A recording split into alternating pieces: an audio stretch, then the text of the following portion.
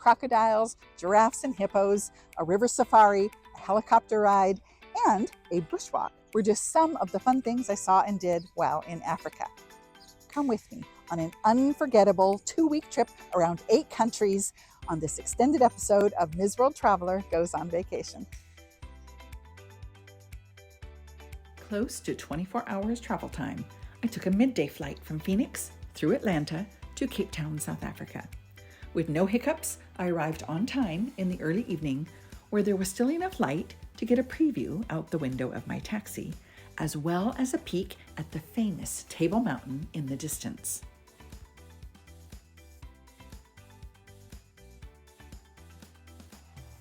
Unassuming from the outside, my room at the Rouge en Rose Hotel was modern minimalist with a few antiques thrown in, but what I really liked was the spaciousness and the kitchenette.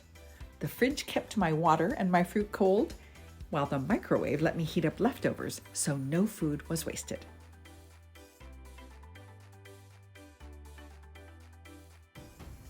After a hearty breakfast in the dining room and some photos of the hotel in the daylight, it was time to explore. The hotel was in the area called Bo Kaap, which was built by the Dutch in the 1760s and is now known for its colorful houses.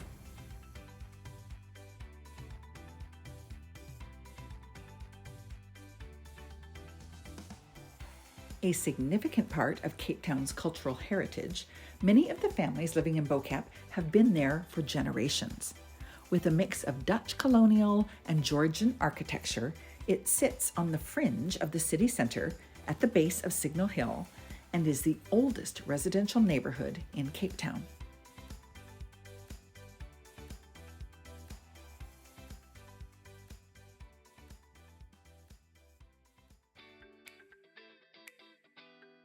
Walking slightly downhill from Bo Kaap toward the central business district, I ran into Greenmarket Square, a daily market specializing in cross-cultural merchandise. It's a great place to see what kinds of art, crafts, jewelry, fabrics, clothing, handbags, and other souvenirs are available, and what they cost on the low end. Welcome to Greenmarket, South Africa, Cape Town. Greenmarket.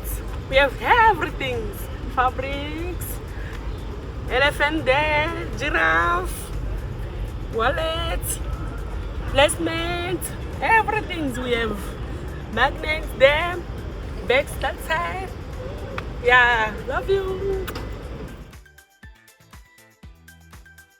One of South Africa's most historic markets, dating back to the late 1600s, it's a place you can haggle, soak up the lively atmosphere, meet mostly other tourists, and where the vendors are friendly but not overly aggressive.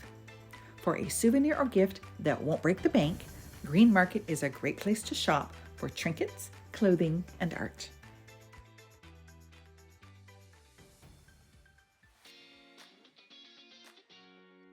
From the traditional feel of the market to the tourist-heavy Victoria and Alfred Waterfront, it was a world away.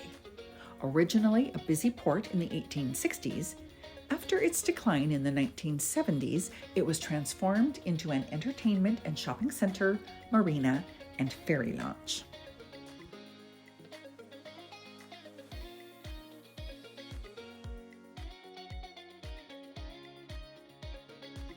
With only one day in Cape Town, I didn't have time to take the ferry to Robben's Island, where Nelson Mandela was imprisoned, or to visit the Diamond Museum, which chronicles the diamond industry in South Africa.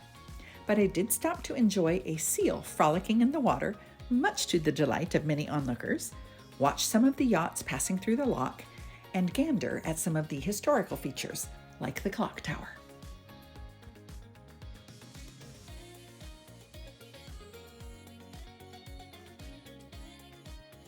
As it was quite a warm day, the multiple shopping malls spread throughout the park provided a welcome relief from the heat. I felt too sticky to try anything on, but saw many lovely boutiques that on any other day would not have been just window shopping.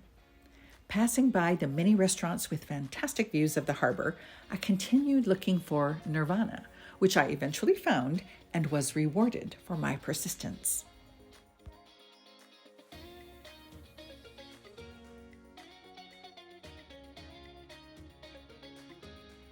My favorite place at the Victoria and Alfred Waterfront was the Watershed, an airy former warehouse featuring all artisan, designer, and handmade goods.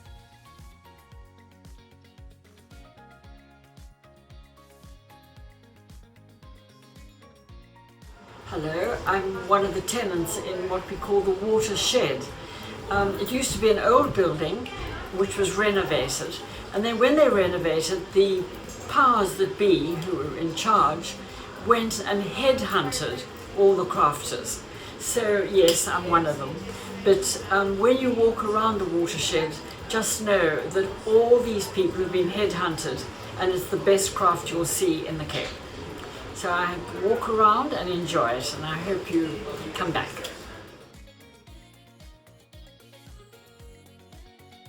I loved that there was a place dedicated to small, independent makers, some of whom were crafting their goods on site. Had this not been, quote, a vacation, the Watershed would have been the perfect venue to feature interviews introducing you to local creatives on Ms. World Traveler.